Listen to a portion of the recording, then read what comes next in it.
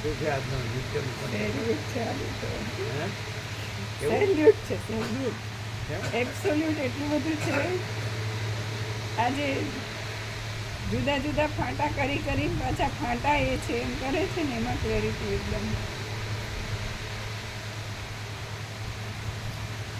એવું નહીં.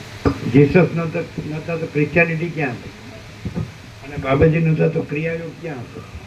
અને રામકૃષ્ણ પરમહંસ નહોતા તો પછી આ બધું ઈશ્વરને ઈશ્વર પ્રેમને ઈશ્વર સાક્ષાત્કારને બધું ક્યાં હતું?